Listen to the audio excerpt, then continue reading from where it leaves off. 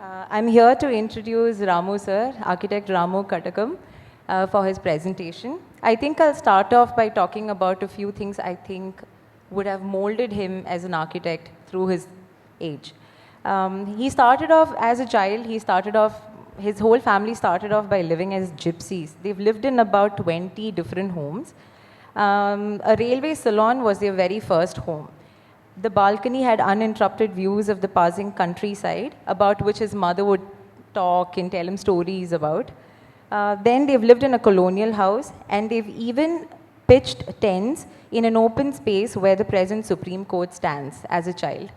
That is one thing. And then later on in life, once he became an architect, I think a couple of things that really molded him, or two most influences in his life probably, in his earlier age was Louis Khan, and later on, right now, Rabindranath Tagore.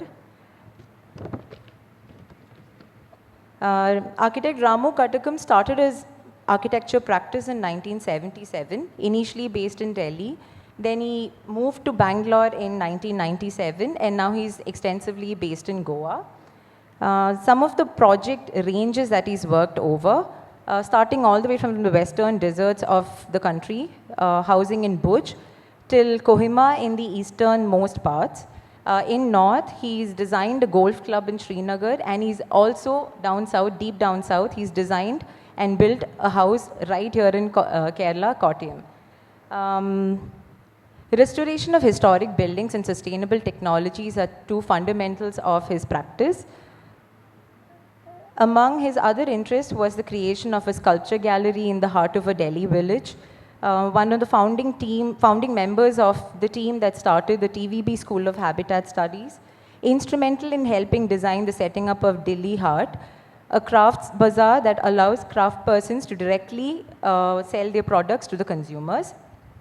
Educated in Delhi and Cambridge universities, elected as a member of RIBA, Royal Institute of British Architects in 1974, and the IIA, Indian Institute of Architects, in 1977. His work has been published widely and has written 2 books on traditional Indian architecture, one being Glimpses of Architecture in Kerala, and the other being Cosmic Dance in Stone. On behalf of everybody sitting here, sir, I welcome you to the stage. Thank you. Hello, good evening, everybody. Can it hear? I think all of you are a little tired at this time to come to. It's the second last. This is the next. Okay, thank you. I'm moving those chairs because Yeah. it's hard to be. So first thing I wanted to say is that I have come to Trivandrum several times, but my first visit was when Laurie Baker had just finished the Center for Development Studies. And the then founder, Ms. Dr. Raj, who was a great economist from Trivandrum, had invited some architects to visit this work, which is perhaps the earliest of Laurie Baker's institutional work. So it is my first introduction to Trivandrum, and it's a lovely city, so I wanted to make that on record. Now, regarding my business of talking about placemaking. Placemaking is something that the Japanese have thought through a great deal, and they want to try and create order from disorder. That's the basis of placemaking in the Japanese definition of placemaking. And this is a very important way of looking at the way space is ordered. I'll talk about it a little later, but this is the basis of placemaking. And spaces to learn is really to find a place that would allow people to learn with an open mind. And so we were given this opportunity to be brought through in what you see here. It's a huge, beautiful mountain of rocks called the Sholigiri Rocks. And it's actually a sacred mountain. It's a hydrant, as you can see. And my friend says clumps of clouds stuck to the tips of the hydrant will blue water lilies bloom again on the peaks of Sholigiri. So once we, I'm sorry, we had to go back to that. Yeah. So, just to talk about Sholigiri, it's an absolutely wonderful mountain. It's very old, much older than the Himalayas, and it has been there to signify a space that has always been treated as sacred. So, once we have the sacred space and the place for the art village, and this open idea of learning what to do whatever we want, left me as an architect thinking what we should do because we had no constraints. And so we had to think about ways and means of developing this place. And This is next. yeah, next, okay. Give it a second. It'll move. See. So here you can see Sholigiri and the site made out of natural rocks in the full moonlight. And it shows that it's a very beautiful spot for anyone to start learning, even if it doesn't have any buildings. So we started thinking about that and felt that this place needs to be left alone largely and not make too much of the space.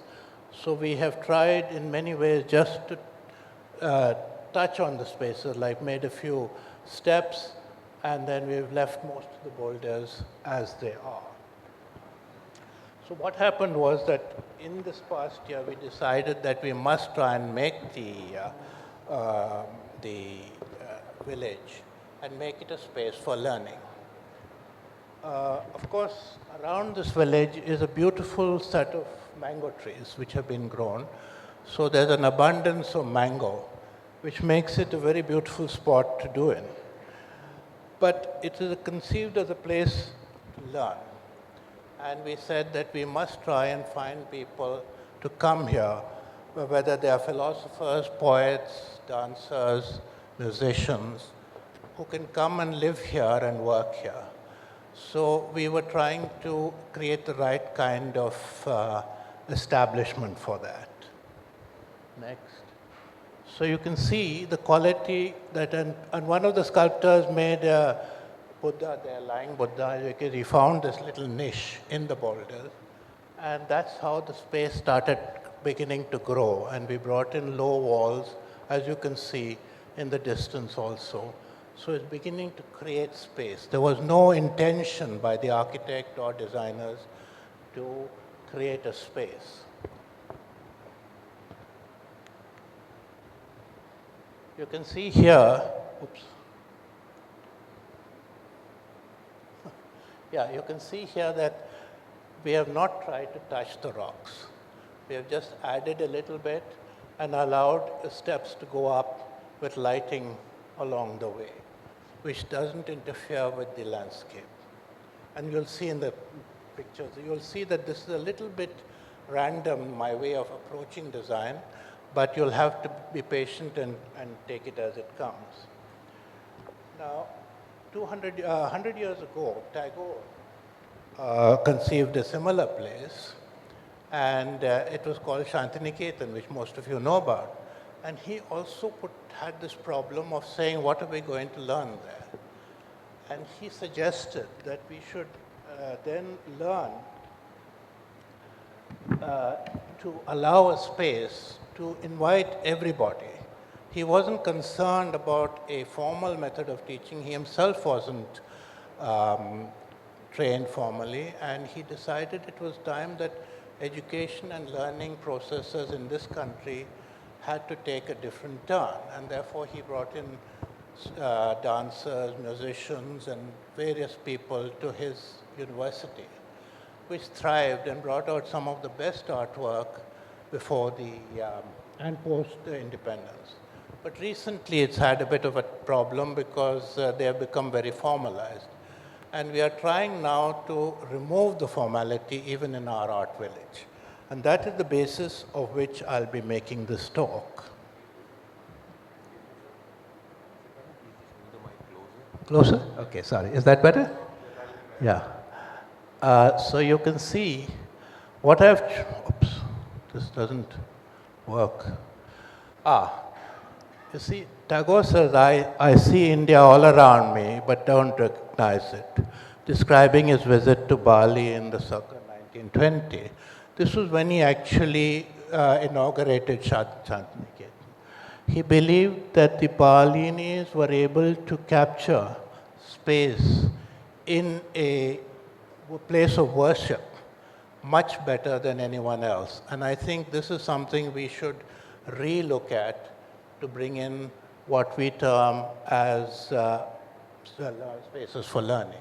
Whereas you could also, it's a multi-purpose place. It's for devotion, it's for marriages, it's for dance, and you can see the landscape being treated very well.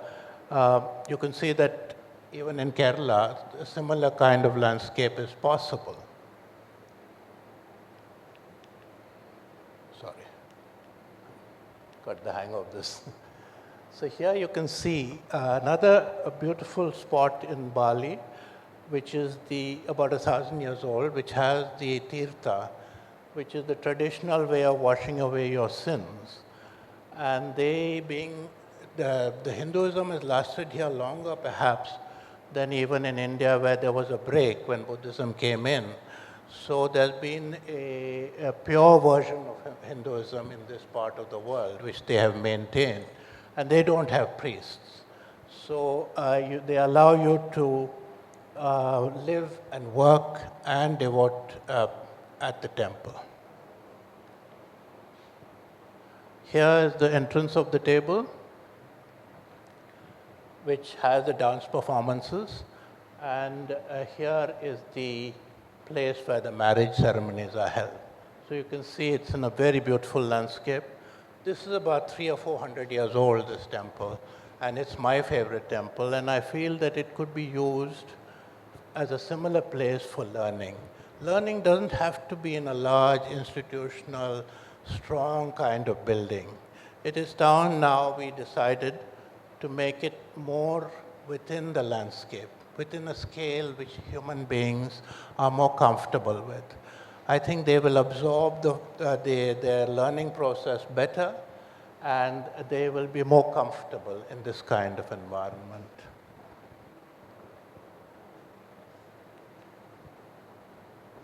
This is the center of the city of Ubud, which is the center of, right in the center of Hati. And you can see that they are able to live in an urban area with these beautiful landscapes. So it is possible. It may not be that heavily populated, but you can see that people can live in a kind of what I think is a paradise kind of atmosphere. I would like us to rethink, and I'll be showing you some pictures of Kerala also later on. This is the Lakshmi temple in Ubud. It's a classic temple, but you can see how carefully they have put the lotus ponds on both sides. It gives a great feeling of space, which we in our present temples don't have, and we tend to be a little bit more enclosure-like in our temples, whereas they are very much open to the landscape. And it could become both a dance area, performance area, and now even a play area for kids. The kids were coming one day and they were just playing around. It's a lovely spot.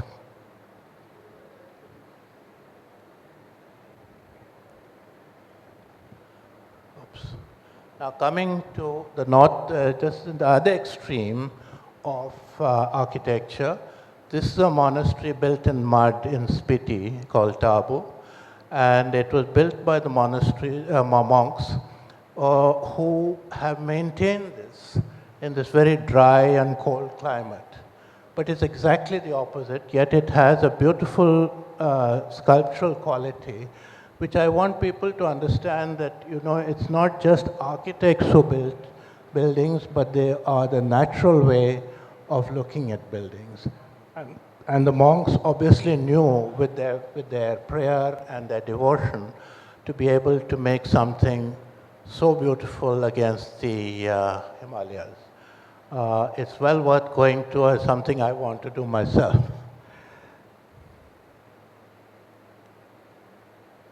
This shows you, oops, this shows you the composition of this place. And I, who had owned a sculpture gallery, find that this is as sculptural as you can get with architecture, and yet it has a use.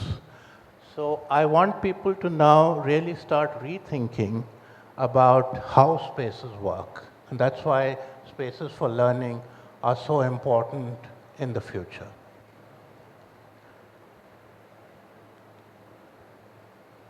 This is a picture of 7-story buildings made in mud in the Yemen, which many of you might be familiar with, but they have lasted for about 5 or 6 centuries. And it's an attempt by us to understand that mud is not just a self-sustaining material, but it's a material that can create a great deal of rather positive architecture, and a huge city of this nature could actually be made entirely in mud. So I'm trying to introduce mud and other materials that need to be looked at again, just like design needs to be looked at again, to understand where we are going in the future. It's not just solving problems of sustainability, but saying that we must use these materials to create a new kind of architecture.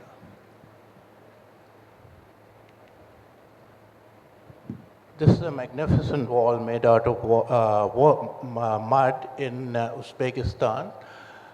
It shows that it must be at least 1 meter wide, but it was actually used for protection. So mud can be used entirely for, for protection and as a structural material, rather than as, as a kind of soft and small little thing. It's mighty, it has a scale, and it can carry on for centuries. And that's what I want people to understand about mud, rather than just as a sustainable material.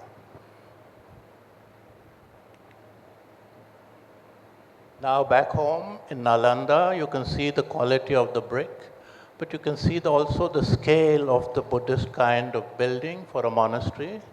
This is the remains of Nalanda, where 10,000 monks had studied and wrote all the scriptures of Buddhism at one stage till they were destroyed by invading armies. But much of that has remained now, and it is about 1400 years old, but can see the quality of the terracotta brick and that it has lasted for so long. So here we are seeing a building that has lasted a great deal of time and can explore the ways of looking at architecture again. This is one of my favorite pictures, which shows how the people in Tamil Nadu built their temples in the 6th century and 7th century. And they left the landscape entirely alone. They just built a tiny little place for worship. So worship and learning then becomes one thing. And I think this is something I've been wanting people to understand as we go along, that spirituality and learning is much the same thing. And the new kind of way of life that we might want to do is not just based on growth, but something based on a little bit more of where we as a people want to go, because we are such a diverse people. I'm in Rajasthan and Kerala and so on. So we have to find that we don't need to become global and start having the same kind of things happening in each state. It would be much nicer if each state took up its own individuality and developed it as architects and designers and poets and so on. I think they are all working together, and this is what Tagore was very keen to bring back to this country. Unfortunately, 100 years later, it is still worth looking at Tagore's ideas, because he was really the father of education and an awareness to Indian cultural ways of living and even the thinking. And it is from this creativity that we need to work on, and that so many great modern Indian artists have come from here. It's well worth exploring these thoughts that Tagore had already brought in at Shantiniketan, which was to open up all forms of teaching. He didn't want to have any form of syllabus, any form of teaching. It was just across currents of the different ways of creativity. Here we move to Africa, where from the rocks is back to mud. But the sculptural quality of mud, Africans have been able to show us, because they have no training. They just build the way they want to. They are free people. And they live and work, as you can see, in great beauty. To my mind, this picture, as though it's not a very good, clear picture, it shows the quality of space. And this could easily become a space for learning. Coming back home again, I wanted to introduce the wonderful stepwell, but this picture I found, which shows both the monsoon and the ruin of the stepwell.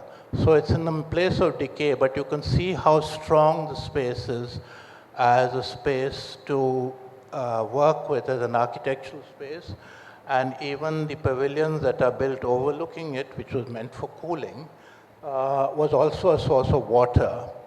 And stepwells, to my mind, need to be looked at much, though they are already being looked at a great deal.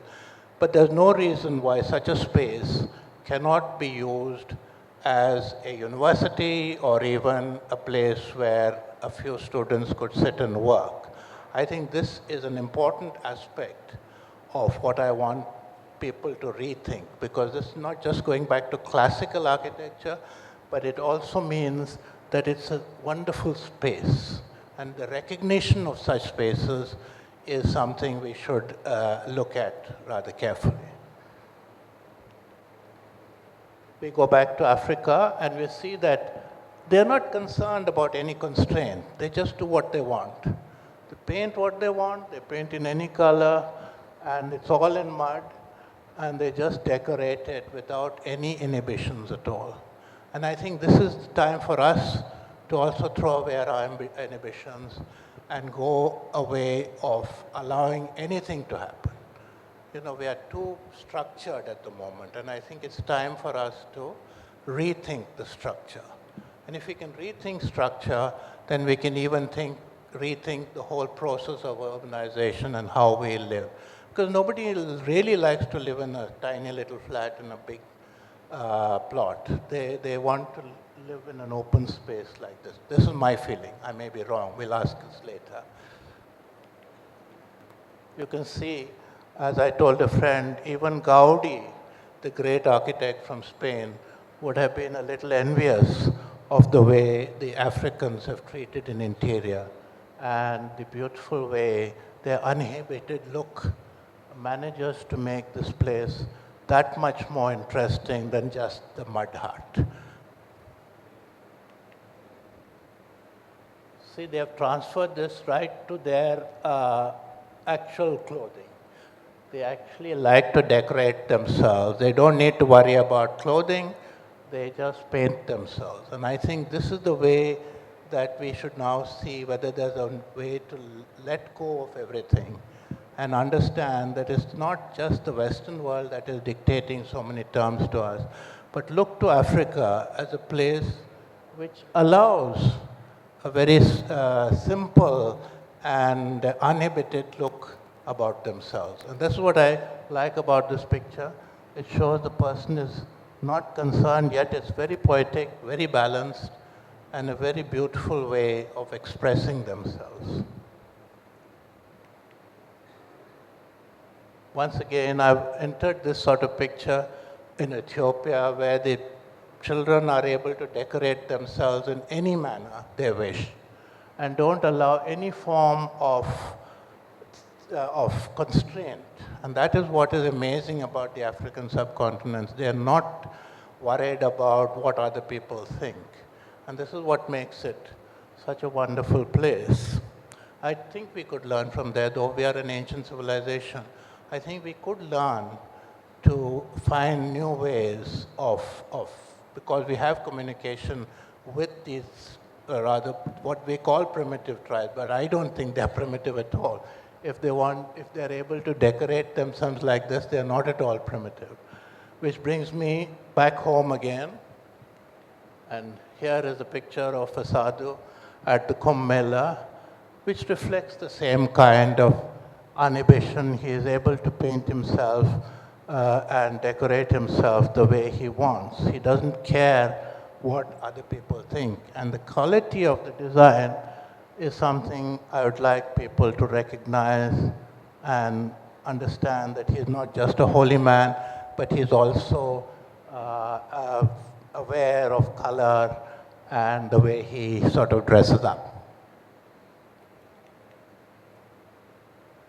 Now, getting far away from this part of the world, I go to, as I said, this talk is slightly random, so please don't let it be in a sequence. It's just that there are ideas being thrown up which allows you to explain what I would like people and architects to think about. They don't need to do it, but they certainly have to think that the public space, which is the street and the home, are one, and they begin to work together. Happens in a lot of Indian villages, but this is in Greece, and they have shown how beautiful it is with very simple building materials to make it into a very landscape space. And I thought I'd just introduce this to just as an example, because it's all over the world we are trying to understand design and spatial qualities. This is in Bali. This is back in Bali, but this is a modern building. It's the green building designed for international students. It's entirely made in bamboo and rice to cover the roof. It's a very beautifully and very well worked out building, entirely made out of bamboo. And you can see the scale by the kind of building that they have made. It's spectacular. So it's possible with very simple buildings, materials, to make something as dramatic as some of the modern buildings we see today. So here's a young Dutch designer working with the Balinese craftsman, and using the same kind of design detail, he's able to create something far more exciting. Then we come to South America, where the well-known bamboo architect called Simón Vélez has designed a cathedral in the middle of a lake, and it is a very good way of saying that bamboo can be used to create such spaces. This is a detail of the cathedral. You can see the quality of the space, and again shows what architecture can do with simple materials. You don't have to have them as simple buildings. They can be very grand buildings and quite spectacular. Oh, sorry. And then we come to the most famous modern building of Louis Kahn, done in concrete. And it shows that we didn't decry concrete all that much. It is the way that it is used as a spatial material and the kind of quality of spaces that Kahn is able to achieve in California, where the sky and the materials join together, very much like the early one which showed the sky and the bamboo coming together. So I thought I'd just bring in a very modernistic view of architecture. This is done by Luis Barragan, a Mexican architect, which many of you must have heard about. But you can see the way he is using color and space for architecture. He just allows the spaces to work together, almost as if they are sculptural. And the sense of sculpture and light working together. Of course, he was a master of this, and the water makes it that much more interesting. So here again, I'm trying to break away from the traditional way of looking at architecture and allow space to express itself.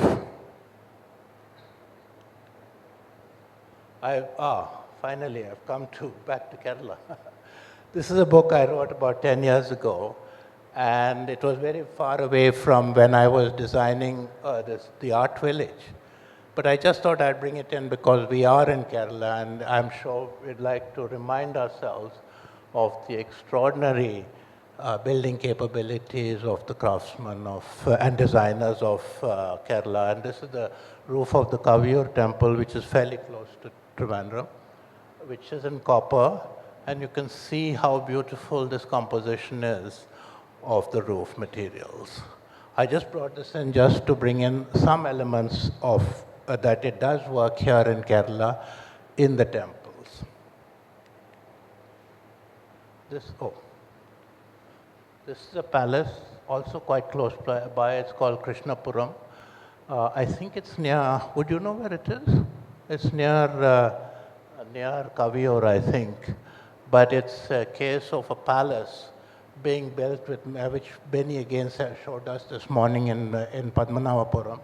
But this is a much smaller palace, and you can see how beautiful it is. And just like this palace has been converted to making a place of discussion and conference, it's also possible to make this rather beautiful palace into a place of learning. So I think a place of learning doesn't need to be in one format. It needs to be allowed to have very different kinds of format, whether it's palaces, temples, or any other place that can be used to teach in.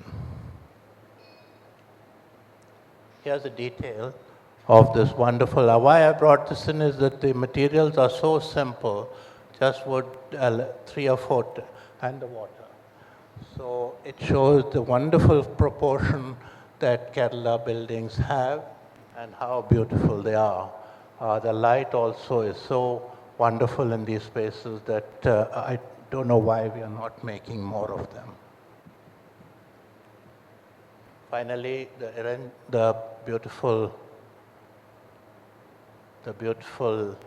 temple of Iranjalakuda. I still can't pronounce it properly.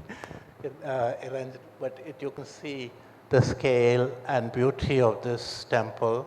We spent a whole day here photographing this building. And you can see if this kind of quality of space is there for us. I mean, it's available to all of you. So I don't know why we are going away from this kind of space and not using water more frequently and more to establish a building much better. But this is something I'll leave open because it's not part, but I do want people to understand that architecture must now take a different viewpoint. And it must get away from the modern international style.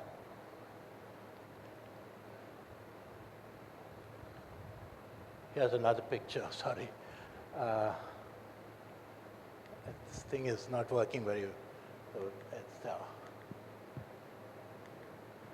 just another picture of just like Bali, it's got the water, it's got the landscape, and this is a small shrine just behind the Kaviyur temple, and it shows how beautiful Kerala is and what a beautiful state it is. This I must try and also say, and that we should allow it to remain this way and not allow this huge urban spread that is developing. I go back briefly to Amravati. This is a picture of the Amravati stupa as it was done. And because I'm raising this because we are going to build a very modern city in Hyderabad called Amravati. And it's based on the old stupa which has been destroyed. But fortunately, it is now in the British Museum, one side of it, and they have kept it. And we are able to understand what a building of 2,000 years ago looked like and the activities of the Buddhist period. So they were, as you can see, there's the old apsaras which came into the Hindu mythology later, but it shows the kind of work that they did at that time. And the next slide shows the court scene of the king, and that they lived, and you can see there's a great deal of prosperity here and gaiety, and and this has been done into the stupa. So it understands that these people were enjoying their lives. They were having a happy time. So the Buddhist period was not just devotion, but it also meant that they lived at a high level of awareness, and their way of life was very advanced, which we tend to forget sometimes in our modern world, and we think that we know quite a lot. But it's actually these people who lived, again, very without any inhibition. They were not worried about what they wore, and they lived very comfortably. Another detail of the girl, as you can see, she's wearing very little except for the silver anklets at the bottom, which show the quality of life that they lived in. I'll just go through this rather quickly. Here you can see both the way of life and also the form of devotion that they practiced. So they were very devoted to Buddha, and many people don't know, but Andhra was nearly under Buddhism for about 800 to 1,000 years. And that's a long time when you think of history today, because we are just talking about the next 100 or 200 years, which has brought about our present kind of environment. But if you look at different civilizations and different ways of life, you'll see that they are quite, how shall I put it, different and open. And this is what we must do. We must try and be open to the new age that we are moving into now. When the world is getting destroyed so fast, if we are going to move into a new age, let us also move into a new civilization. Back home again, and you can see the way that the formal street and the temple of Hampi works with the rocks and with the greenery. So you can see even as little as 400 or 500 years ago, rocks were left entirely and they were not at all touched, but yet people were able to live in the city. And it became one of the most prosperous cities of the South India until it was destroyed again by invading armies. So I wanted to also mention, as it's happening now, that you have great civilizations, but they get damaged or destroyed at some stage. So anything that's created seems to get broken and obliterated almost. So it's a cycle of living. One shouldn't say that we are going to solve problems today. We are not going to solve these problems. Today it may be pollution, wastage, all these things that people talk about, but it is what we think about as a people and what we look forward to.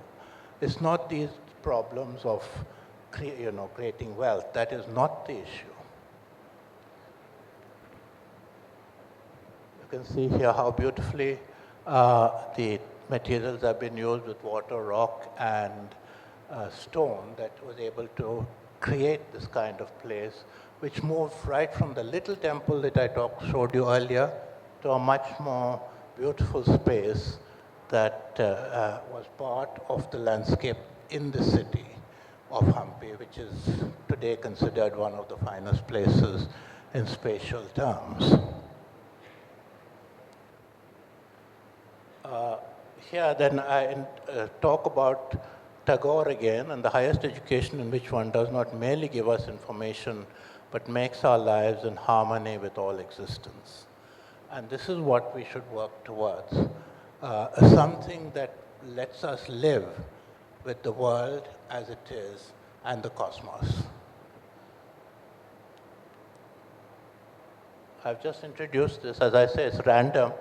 It's a South American temple, which shows the quality of rocks being used with creating spaces against the sky. So it's a very formal way of expressing architecture. And we are trying to find ways and means which inspired my design for the art village. I'm going to briefly show it to you. Here in Bangalore, we have these magnificent uh, flowering trees, which flower at all times of the year. So we are introducing a great deal of these beautiful yellow trees and the jacaranda, which will flood the art village. And it will be a series of flowering trees against a mango background. So it will be a lot of greenery and not so much building. Building will be just there only to allow the work to be done. This shows a street which I've just introduced it. A street which is formalized amongst the rocks and the trees. So actually though it's a very formal design and very symmetrical, it'll actually be amongst this collection of rocks and boulders and water. It's my version of doing it. It may not quite work, but we'll have to see how it turns out, because we are trying to actually camouflage the buildings among the landscape. I'm just trying to finish it yeah, this is the detail. I've come almost to the end of my lecture. This picture I've introduced just to reinforce my point that this old man is listening to a wind-up gramophone in the rubble of Syria. Syria has been totally destroyed by the Americans, Russians, and the English, along with the Syrian militia and the ISIS. A city that had lasted for 2,000 years, Aleppo, had the Romans there also, has now been destroyed. It has no electricity, and yet this old man is living there and listening to the wind-up gramophone because he has no other form of power. So people will survive, but you can see that one of the great civilizations has been totally destroyed. Finally, here's a girl who's living in a few tin drums in outside Bangalore, which is the great city of skyscrapers today, but she is living on the roadside, and she seems quite happy. So I thought maybe it's something we can learn from her, that within her little dwelling, which has a kitchen on top, there's something to hear about what she's smiling about. And that I'll end with that, but I will show you one more picture which shows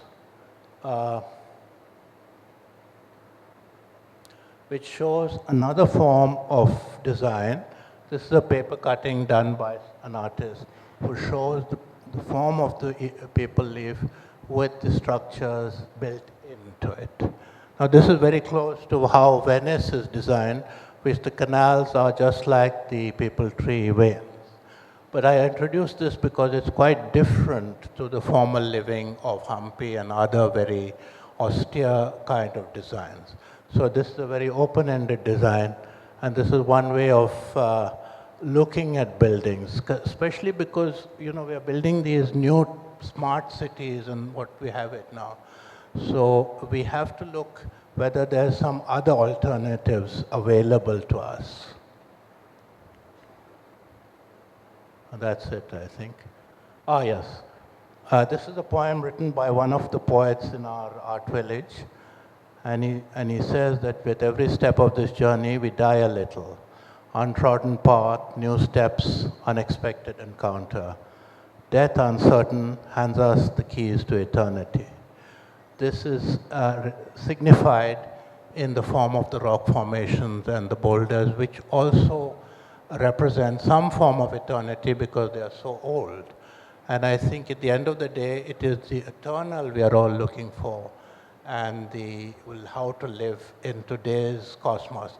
So I wanted that architects should not be thinking only about solving problems, but to look at the world slightly more differently. And this is my hope. I'm working on it myself. So I was hoping that some younger architects might also concern themselves about looking at the world slightly differently. That's where I end my talk. I think that's sunset at Shoolagiri, which shows what a beautiful spot it is and that we can still have it. So why don't we make use of it? Thank you. Sir. Hello, sir. That's it. Thank you. If anyone wants to talk to me, I'm happy to listen to you. Sir. Yeah. Sir, the seminal takeaways from your talk are Yeah. that I rethinking, can't hear you very well. I'm sorry. sir, rethinking structures Yeah. leads to rethinking organizations. Rethinking organizations. Yes, yes. And you already explained about different timelines in civilizational architectural evolution. Yes. And also you quoted Tagore, Yeah. who saw similarity between Bali and India. But Bali and India. Yes, yes. But years before in Kerala, the Kerala travel writer S.K. Patkar too Yes. saw similarity between Bali and Kerala. Yes. The similar fields, Yes. paddy fields, etc. Yes. So my question to you is, you showed a rocky structure in 6th century at Tamil Nadu. Yes.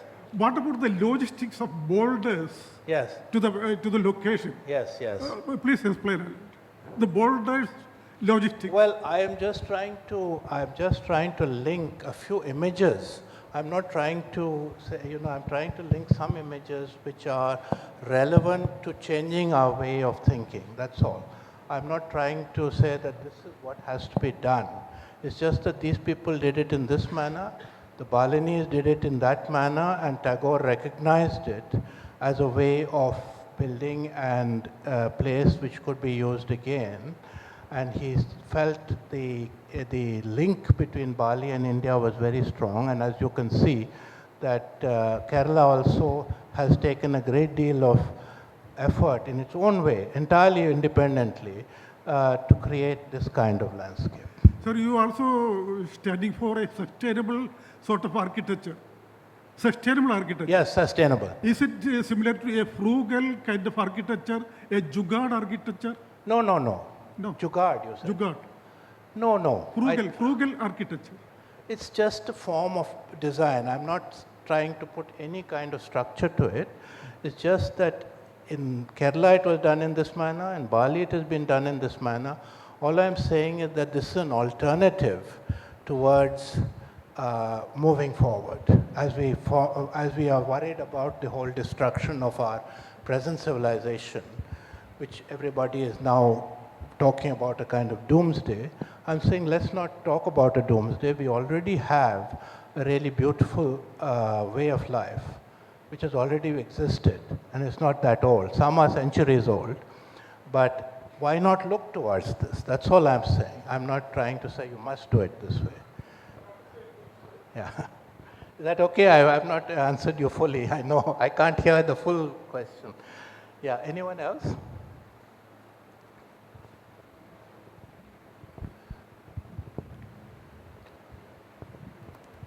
Sir, why we are looking at the past? Is there a new possibility? Sorry? Why we are looking at the past? Yeah. Is there, why we can look into the new possibilities? No, we are not looking at the past. We are looking at the present, actually. These places are all in the present. And I'm not referring it to as a historical thing. No, I do believe that these images can inspire us. Actually, we are taking more reference from the past. Yeah. We are not looking at new kind of ideas. No, because what are the new ideas? We have only a certain set of modern ideas today, which we have been looking at for the last, in our post-independence era. We have gone in a certain direction.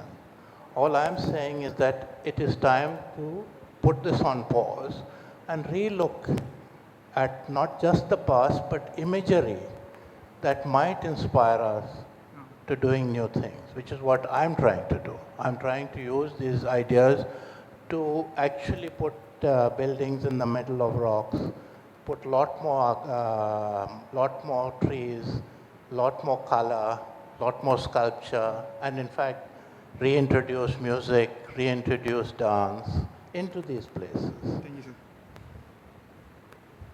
With that, we come to the end of the session. Thank you so much, sir, for being a part of Space and